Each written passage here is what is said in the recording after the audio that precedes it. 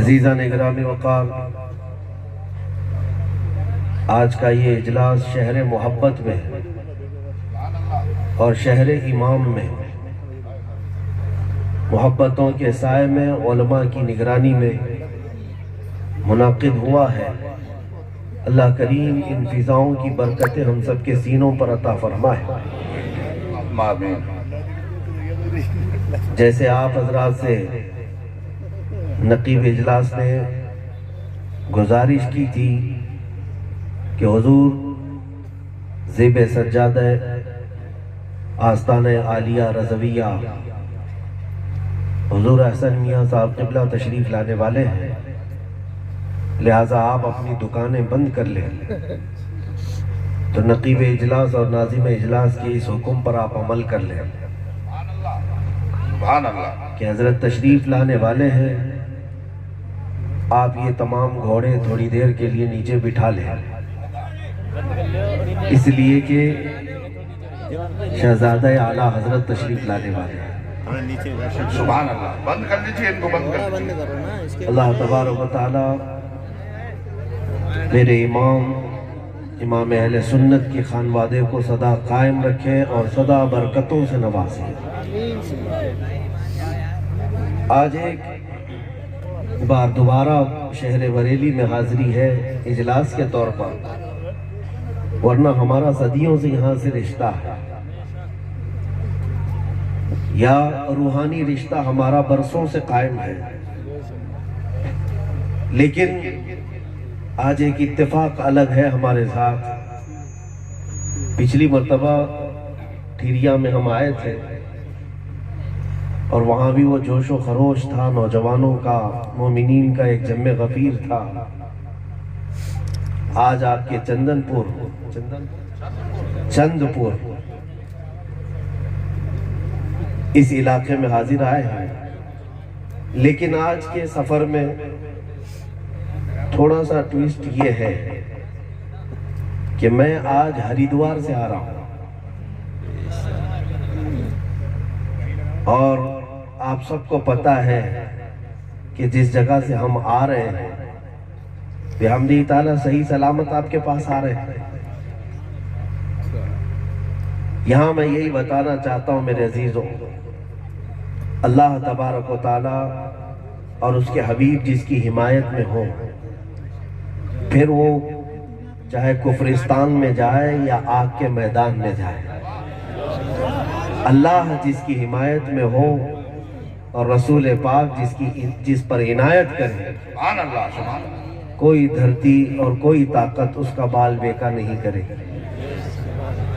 لہذا ابھی جس طرح سے آپ نے مدح رسول کو سنا ہے، متحد ہو جائیے اور ناموس رسالت کے لیے بے خوف ہو جائیے، گھبرائیے مت۔ تو آپ اپنے دلوں سے ڈر اور خوف کو نکالیں۔ بریلی کے امام نے تو ہمیں یہ میسج دیا ہے، خوف نہ رکھ رضا ذرا، تو ہے عبد مصطفیٰ۔ عبد مصطفیٰ کو گھبرانا کس بات کا؟ عبد مصطفیٰ کہتے کسے ہیں؟ مصطفیٰ کریم صلی اللہ علیہ وسلم کے غلام کو۔ خوف نہ رکھ رضا ذرا، تو ہے عبد مصطفیٰ، تیرے لیے امان ہے، تیرے لیے امان۔ اور جانتے ہو اعلیٰ حضرت فاضل بریلوی رضی اللہ تعالیٰ عنہ جب دنیا کے سخت ترین حالات کو دیکھتے اور کوئی آپ کے پاس آ کر یوں کہتا کہ فلاں جگہ بہت بڑے مسائل ہیں، دشمن سر پر سوار ہے، انگریزوں کی حکومت تھی، جگہ جگہ مسلمانوں کے لیے دقتیں تھی، تب 100 سال پہلے امام اہل سنت عاشق صادق یوں پکار کر کہتے تھے، یا رسول اللہ تم ہو حفیظ و مغیث، کیا ہے وہ دشمن خبیث؟ تم ہو حفیظ و مغیث، کیا ہے وہ دشمن خبیث؟ تم ہو تو پھر خوف کیا، تم پہ کروڑوں کو۔ یہ اعلیٰ حضرت نے ہمیں حوصلہ دیا، سبحان اللہ، یہ حوصلہ دیا ہے۔ جب رسول ہمارے ساتھ ہے تو پھر خوف کس بات کا؟ میرے عزیزو، آج میں یہ بات تمہارے سامنے عرض کرنا چاہتا ہوں، دنیا والوں کے پاس بڑی بڑی طاقتیں ہوں گی، بڑی بڑی نعمتیں ان کے پاس ہوں گی، لیکن تمہارے پاس جو ہے اس کا مقابلہ کسی قوم کے پاس نہیں۔ تمہارے پاس جو طاقت ہے وہ میرے مصطفیٰ کریم کی محبت کی طاقت ہے۔ نبی کریم صلی اللہ تعالیٰ علیہ وسلم کی محبت ایسی ہے کہ الحمدللہ ہم 14 صدیوں کے بعد بھی اس کی گرمی اور اس کی تپش ہر سینے میں محسوس کرتے ہیں۔ دیکھا اگرچہ نہیں اس چہرے پاک کو، ملا اگرچہ نہیں ہے اس دست مبارکہ سے، لیکن نہ دیکھ کر کے بھی 1400 سال بعد آنے والا ہر بچہ صرف گنبد خضرا کے نام پہ ہی تڑپ جایا کرتا ہے، مچل جایا کرتا ہے۔ یہ جو لمبی دوری کے باوجود محبتوں کا اثر ہے، پوری دنیا سے میں کہتا ہوں کسی اور کے پاس یہ طاقت آ ہی نہیں سکے گی۔ لا کر کے دکھاؤ، تمہارے پاس بھی بہت سارے لیڈر ہوں گے، بہت سارے تمہارے پاس بھی انقلابی شخصیتیں ہوں گی، دیوی دیوتا ہوں گے، بہت ساری چیزیں ہوں گی، لیکن محمد عربی صلی اللہ تعالیٰ علیہ وسلم جس طرح ہر مومن کے سینے میں بستے ہیں اور ہر آنکھ کے تارے ہیں، اس طرح پوری دنیا میں کوئی اور شخصیت تم نہیں لا سکو گے۔ حق ہے میرے عزیزو یہ بات۔ میں آپ سے ایک بات کہنا چاہتا ہوں، مدینہ طیبہ میں ہمارے فخر کی بات ہے یہ، اس لیے میں کہہ رہا ہوں ہم غریب ہیں، آج نادار ہیں، مفلس ہیں، کچھ ہے نہیں ہمارے پاس۔ رونا تو سب رو رہے ہیں، سیاست نہیں ہے، طاقت نہیں ہے، اقتدار نہیں ہے، قیادت نہیں ہے، ایجوکیشن نہیں ہے، یونیورسٹیز نہیں ہے، کالجز نہیں ہے، اسکول ڈھنگ کی نہیں ہے، ہمارے ہاسپٹل نہیں ہے، کچھ بھی نہیں ہے، کچھ بھی نہیں ہے، غریب تو ہے۔ اور دنیا بھی اس کا مذاق اڑاتی ہے کہ یہ نہتے ہیں، کمزور ہیں، غریب ہیں، لیکن ڈرتی بھی اسی غریب قوم سے۔ مجھے یہ بات سمجھ میں نہیں آتی، جس کے پاس کچھ نہیں ہے اس سے پوری دنیا کیوں خوف زدہ ہے، کیوں ڈری ہوئی ہے؟ بڑی بڑی طاقتیں تمہارے پاس، پیٹروٹ میزائل تمہارے پاس، نیوکلیائی ہتھیار تمہارے پاس، اور یہ نہتا بیچارہ اس کے پاس سوائے داڑھی اور ٹوپی کے کچھ نہیں ہے، لیکن پوری دنیا خوف زدہ کس بات سے؟ میں آپ کو بتاتا ہوں۔ مدینہ طیبہ میں رسول پاک صلی اللہ تعالیٰ علیہ وسلم کا یہ وہ دور ہے جو ہجرت کے بعد نیا نیا دور، جنگ بدر ہو چکی تھی، اس کے بعد حضور پاک صلی اللہ تعالیٰ علیہ وسلم نے مال غنیمت جو جنگ سے حاصل ہوتا ہے وہ صحابہ میں تقسیم کر رہے تھے۔ تو صحابہ کی دو جماعتیں، ایک انصار صحابہ اور ایک مہاجرین صحابہ۔ انصار صحابہ کسے کہتے ہیں؟ جو مدینے کے رہنے والے، جنہوں نے میرے آقا صلی اللہ تعالیٰ علیہ وسلم کا استقبال کیا، مدد کیا۔ اور مہاجرین کون ہیں؟ جو ہجرت کر کے آئے تھے، مائگریٹ کر کے آئے تھے، مکہ سے آئے تھے، دوسرے علاقوں سے آ کر مدینے میں بسے تھے، تو وہ مہاجرین تھے۔ اور ایک جماعت انصار کی۔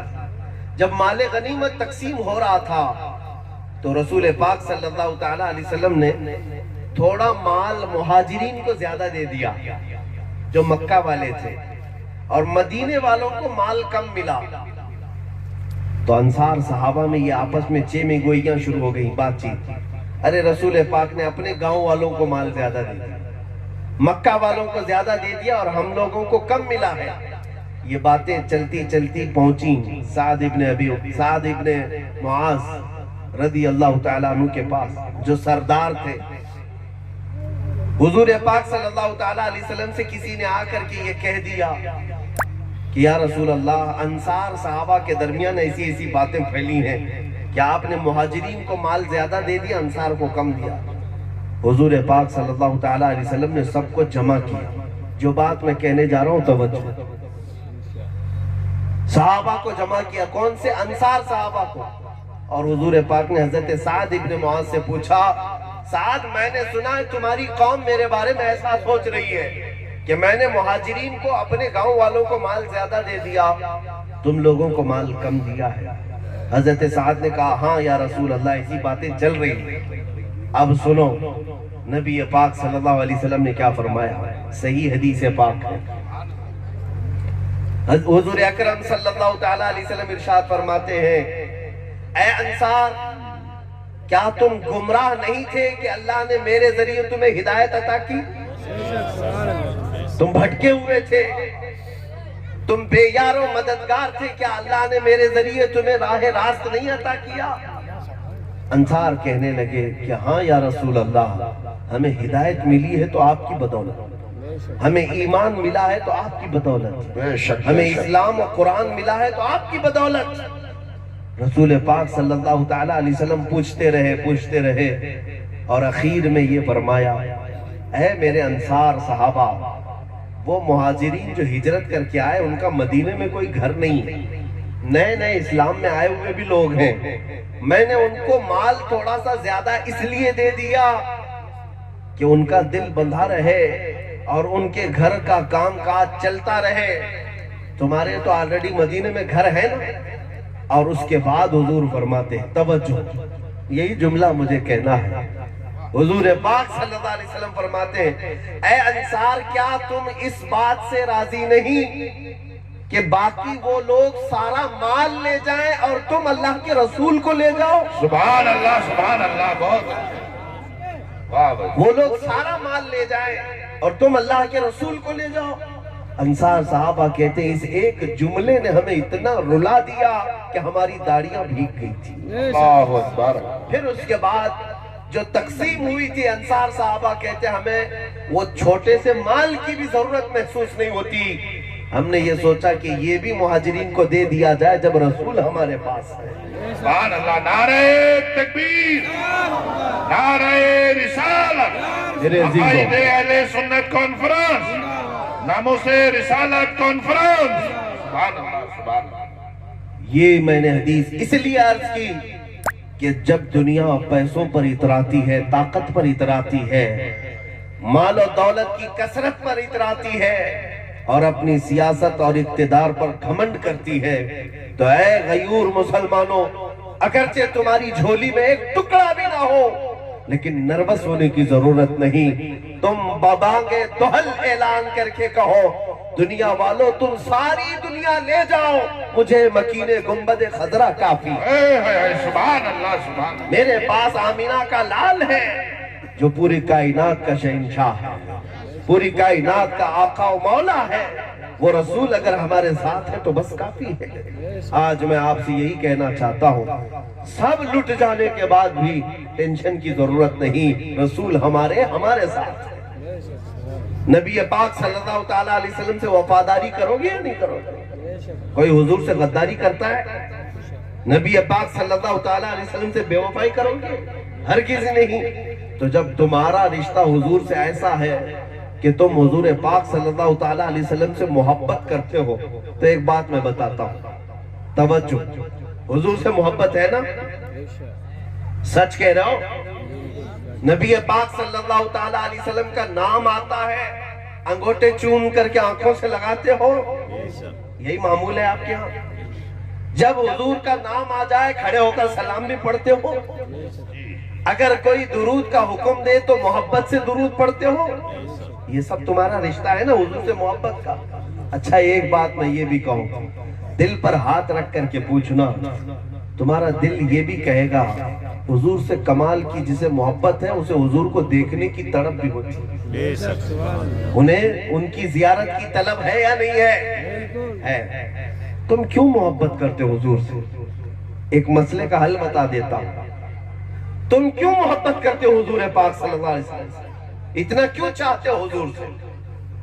ارے میاں، کمال کی بات ہے نا، دنیا لیلا کو چاہ رہی ہے، مجنون کو چاہ رہی ہے، معشوق کو چاہ رہی ہے، محبوب کو چاہ رہی ہے، تم تو کائنات کے آقا و مولا مکین گنبد خضرا سے محبت کر رہے ہو۔ کیوں محبت کر رہے ہو؟ میں آج آپ کو بتاؤں، اگر میں یہ سوال کروں تو ہو سکتا ہے بہت سارے لوگ یہ کہیں کہ میرے ایمان کی یہ علامت ہے اس لیے محبت کر رہا ہوں، صحیح ہے؟ میرے آخرت کی کامیابی ہے اس لیے محبت کر رہا ہوں، میری قبر میں آنے والے اس لیے محبت کر رہا ہوں، مجھے حشر میں بخشوانے والے اس لیے محبت کر رہا ہوں، جنت میں لے جانے والے اس لیے محبت کر رہا ہوں۔ یہی جواب ہے نا، تم حضور سے اس لیے محبت کر رہے ہیں۔ مگر ایک عاشق صادق ملا جامی سے پوچھا گیا کیوں محبت کرتا ہے حضور سے؟ کیا جواب دیتے ہیں؟ فرماتے ہیں نادان تیری حیثیت کیا ہے محبت کرنے کی؟ رسول تجھ سے محبت کرتے ہیں اس لیے تو ان سے محبت کرتا ہے۔ سبحان اللہ سبحان اللہ یا رسول اللہ زندہ باد۔ ہماری اپنی حیثیت نہیں ہے، ہماری اپنی حیثیت نہیں ہے کہ حضور سے محبت کرتے ہیں۔ ہم جو آج حضور سے محبت کرتے ہیں وہ اس لیے کہ رسول ہم سے، الحمدللہ اس بات پر فخر کرو اے سنی مسلمانوں کہ رسول تم سے محبت کرتے ہیں اس لیے تم چاہ کر کے ان کا نام لیتے ہو۔ چہل پہل میں اور حضور پاک صلی اللہ تعالیٰ علیہ وسلم کی محبت میں مچل مچل کر کے جو نام لیتے ہو وہ یوں ہی نہیں، جس سے رسول محبت نہیں کرتے پوری زندگی بھر اس کی زبان پر اپنا نام بھی آنے نہیں دیتے۔ ہاں ایسے منافقین بھی ہیں، غدار بھی ہیں، وہ تو رسول سے محبت نہیں کرنے کی بات کرتے ہیں، ان کی حیثیت کیا ہے محبت کرنے نہیں کرنے کی؟ یہ سمجھ لو کہ رسول ان کو نہیں چاہتے۔ تو آج اس بات پر فخر کرو گے نا کہ حضور سے ہمیں محبت ہے، اس کا مطلب ہی یہ ہے کہ رسول ہم سے، ہاں میرے عزیزو اگر رسول تم سے محبت نہیں کر رہے ہوتے تو تمہاری اتنی جرأت بھی نہیں تھی کہ ان کا نام لیتے، اتنی تمہارے اندر توفیق بھی نہیں ہوتی کہ حضور صلی اللہ تعالیٰ علیہ وسلم کا ذکر سنتے۔ حضور تم سے محبت کر رہے ہیں، اور اسی لیے کہا گیا ہے کہ جب کبھی تمہارے گھر میں خوشیاں آتی ہیں، ایک عاشق رسول کی بات ہے، مومن صادق کی، خوشیاں آتی ہیں تو بزرگوں نے فرمایا اس وقت تم خوش ہو جاتے ہو جب رسول تمہاری طرف دیکھ کر مسکراتے۔ یہ بھی کتنی بڑی بات ہے، رسول پاک صلی اللہ تعالیٰ علیہ وسلم اگر خوش ہو جائے تو مولا تمہارے گھروں میں خوشیاں بھیجتا ہے۔ تو یہ ہمارا گہرا رشتہ ہے اس رسول پاک سے۔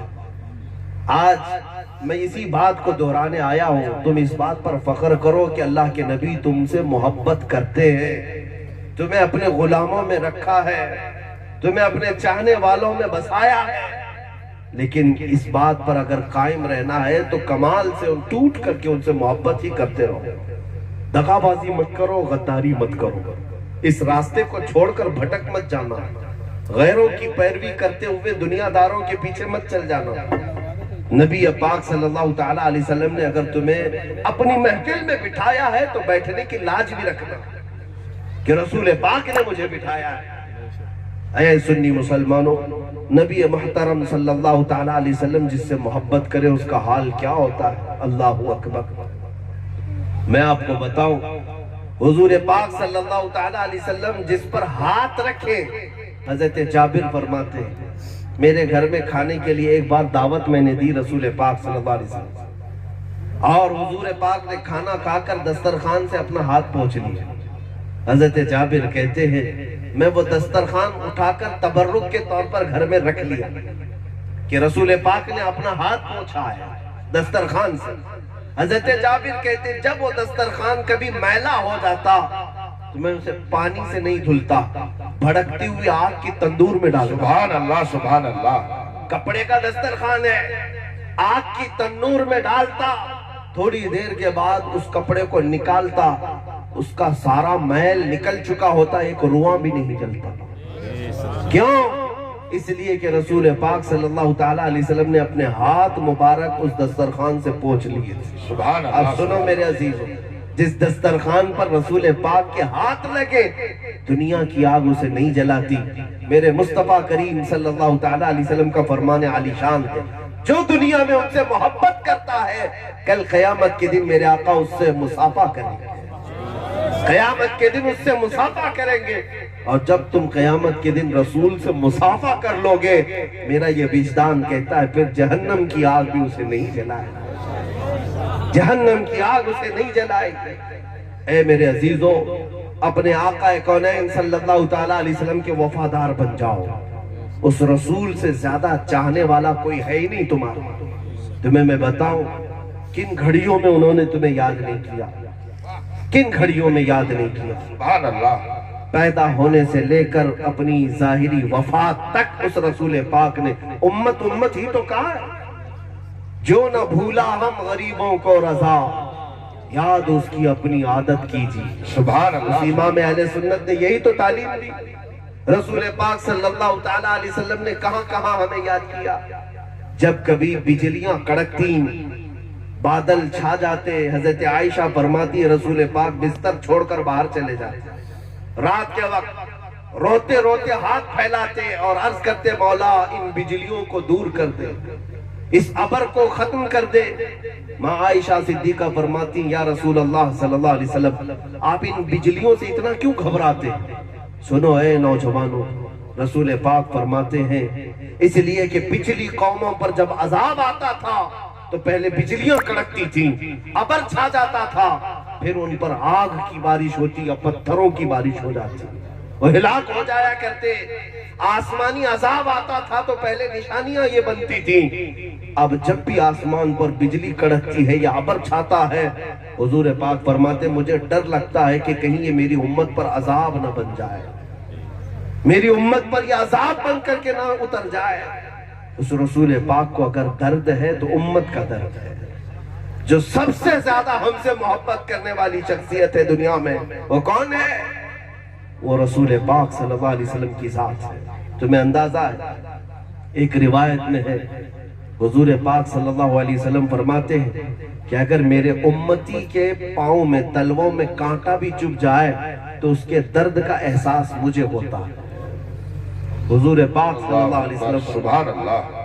اللہ کے نبی صلی اللہ تعالیٰ علیہ وسلم تمہارے تلووں میں چبھنے والے کانٹے کا درد بھی رکھتے ہیں۔ عزیز علیہ ما عنتم، قرآن یہی تو کہتا ہے تمہارا تکلیف میں پڑنا اس رسول کو دیکھا نہیں جاتا۔ تم سے سب سے زیادہ محبت کرنے والی وہ شخصیت ہے۔ اس تو آج تو المیہ ہے، ہم ان کے پیچھے چل پڑے جو ہمیں چاہتے بھی نہیں، وہ ہمیں دھکے دے دے کر کے باہر کرتے ہیں، پھر بھی تم ان کی جی حضوری میں لگے ہوئے ہو۔ اور جو رسول بیٹھتے اٹھتے سوتے ربی حبلی امتی کہتے رہے، یہ نوجوان ان کے پیچھے کیوں نہیں جاتا؟ اس رسول سے وفا کیوں نہیں کرتا؟ اس رسول کے طریقے پر کیوں نہیں آتا؟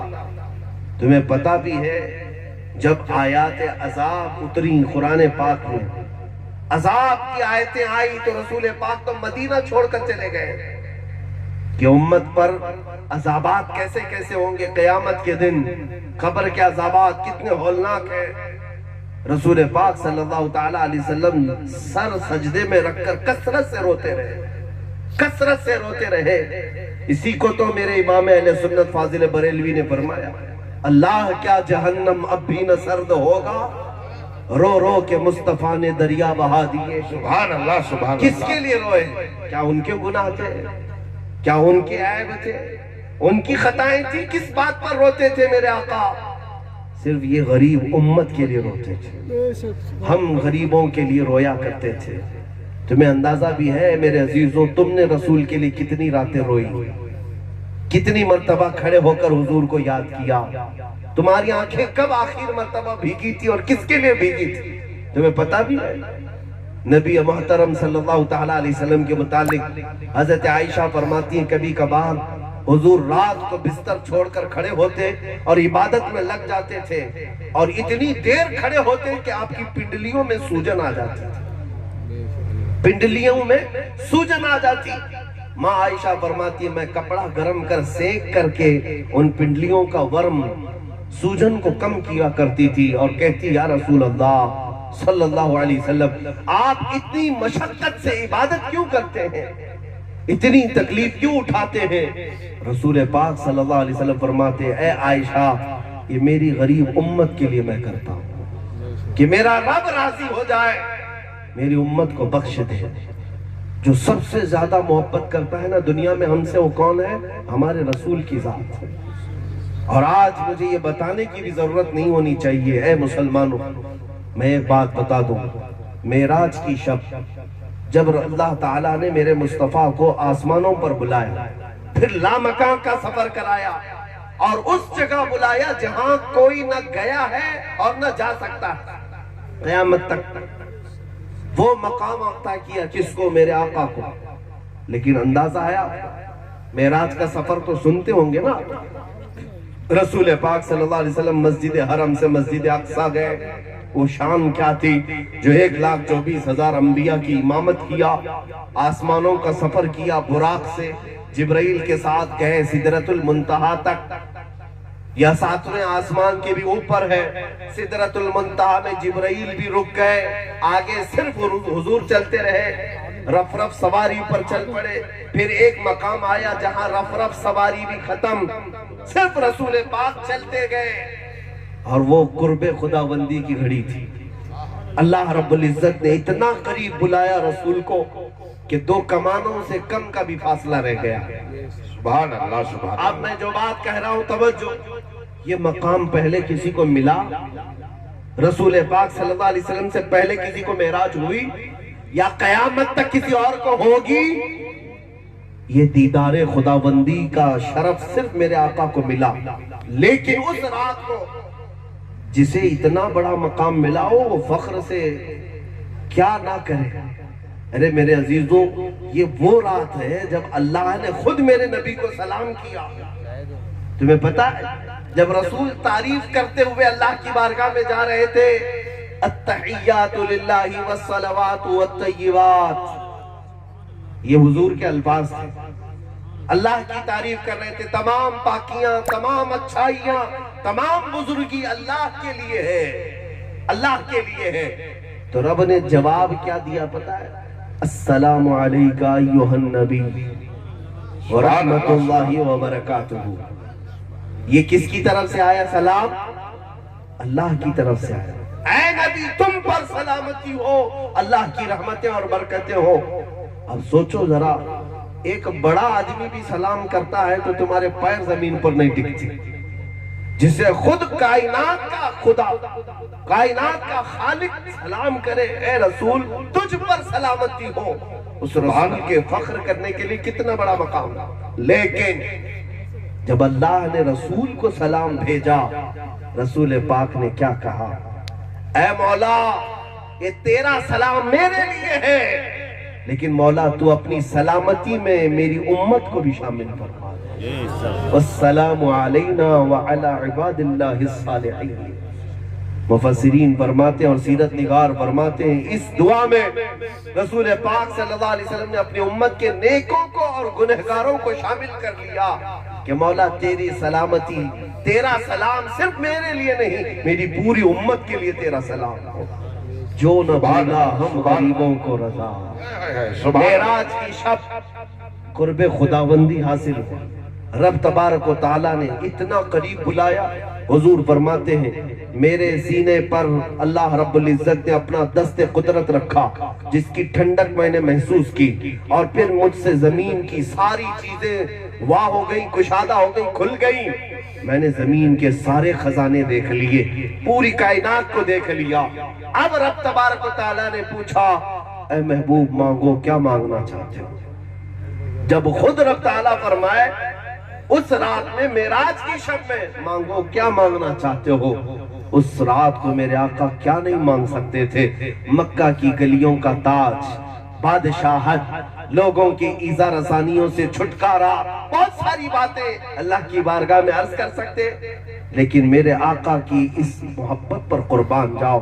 رب نے جب پوچھا کہ مانگو اے محبوب کیا مانگتے ہو, میرے آقا نے کہا اے مولا میری امت کی بخشش مانگتا, میری امت کی مغفرت چاہتا ہوں. مجھے بتاؤ اے مسلمانوں, کون ہے جو ہمیں معراج کی شب بھی نہیں بھولتا؟ کون ہے جو اپنی ماں کی گود میں بھی ہمیں فراموش نہیں کرتا, اپنی جوانی میں نہیں بھولتا, اپنی عبادتوں میں نہیں بھولتا, معراج کی شب نہیں بھولتا. یہاں تک کہ میں تمہیں بتاؤں,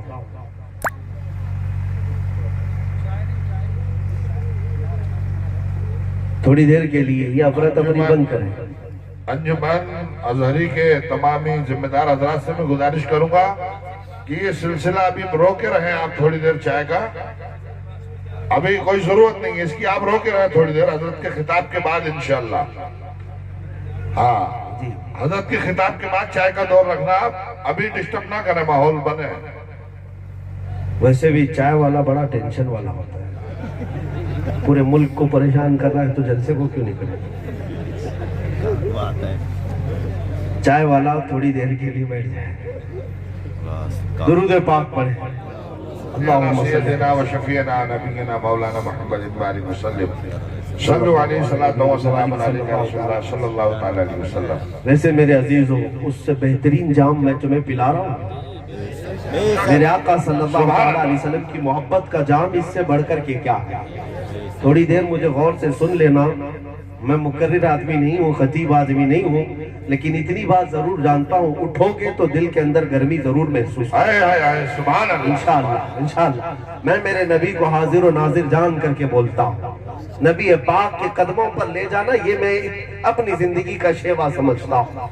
मैं तुम्हारे सामने जो बातें कह रहा हूँ वो मेरी न तकरीर जमाने के लिए है, न तुम्हारे नारों के लिए है। बात सिर्फ इतनी ही है कि काश इसमें से कोई भी उठे और मेरे नबी के कदमों तक पहुंच जाए और सलाम ही पेश करे, मेरे आका कबूल कर ले।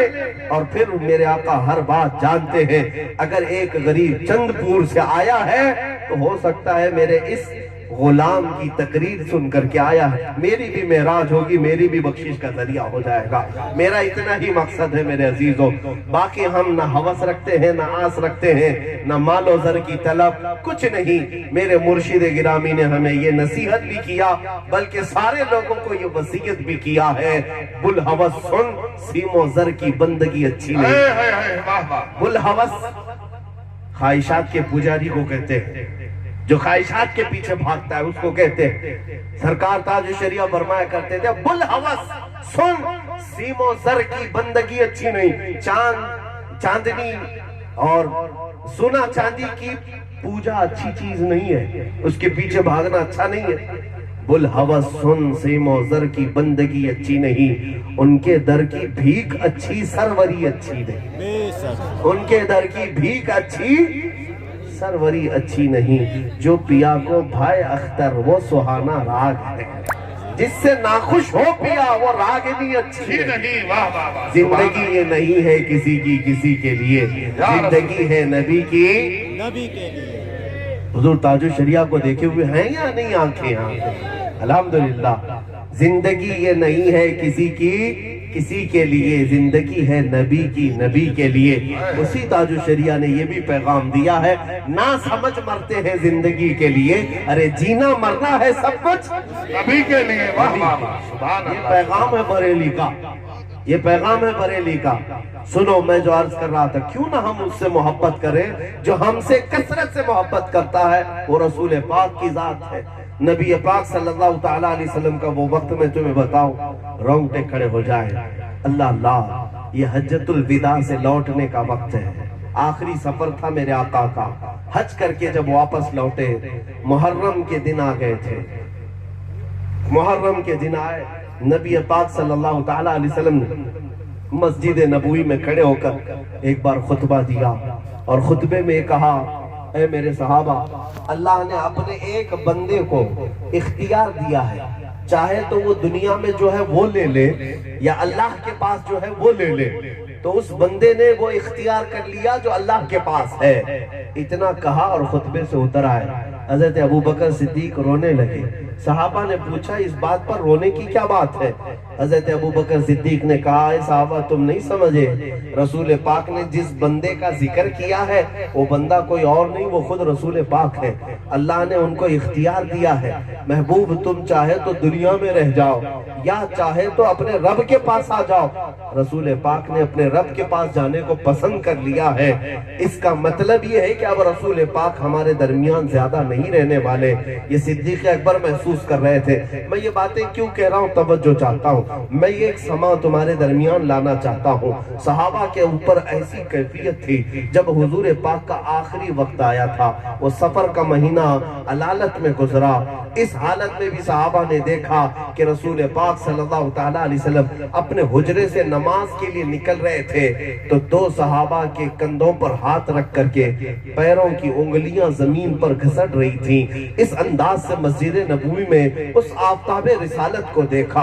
ان تکلیفوں کے بعد جب ربیع الاول شریف کا مہینہ آیا، یہ 13 ربیع الاول کا دن تھا جب بخار سخت تھا. رسول پاک کا بدن تپ رہا تھا بخار سے، یہاں تک کہ بار بار آپ مسواک کو پانی میں ڈالتے اور دانتوں کی طرف چباتے یا پھر چہرے پر پانی کا چھڑکاؤ ہوتا.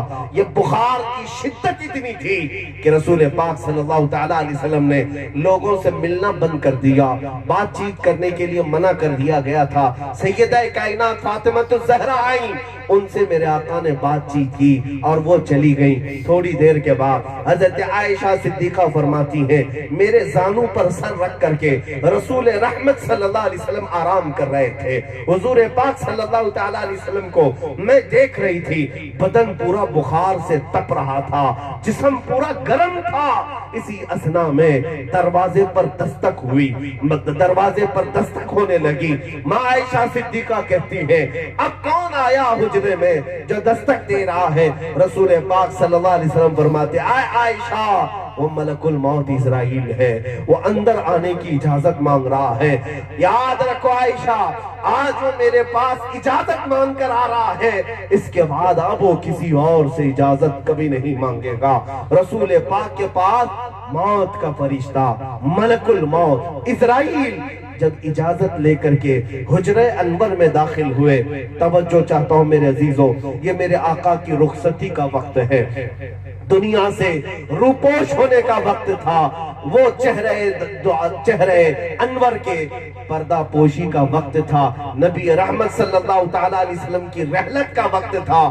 جب ملک الموت سرانے پر آ گئے، روح کے نکلنے کی تکلیف کیا ہوتی ہے جانتے ہو؟ فرمایا گیا جیسے خاردار جھاڑیوں میں، کانٹوں کی جھاڑیوں میں ریشم کا کپڑا ڈال کر کے اگر کھینچا جائے تو جس طرح کپڑا پھٹتے پھٹتے نکلتا ہے، اس طرح روح نکلنے کے وقت انسان کو تکلیف ہوتی ہے. روح اس کی انگلیوں میں، اس کے ناخنوں میں، اس کے بالوں تک سرایت کر چکی ہوتی ہے. جب ملک الموت پورے جسم سے روح کو کھینچ رہا ہوتا ہے، شدت کا درد ہوتا ہے، نزا کا درد بہت الگ ہوتا ہے، سکرات کی تکلیف بہت الگ ہوتی ہے. سکرات کے وقت اگر مکھی بھی بیٹھ جائے بدن پر تو پہاڑ کے برابر لگتی ہے.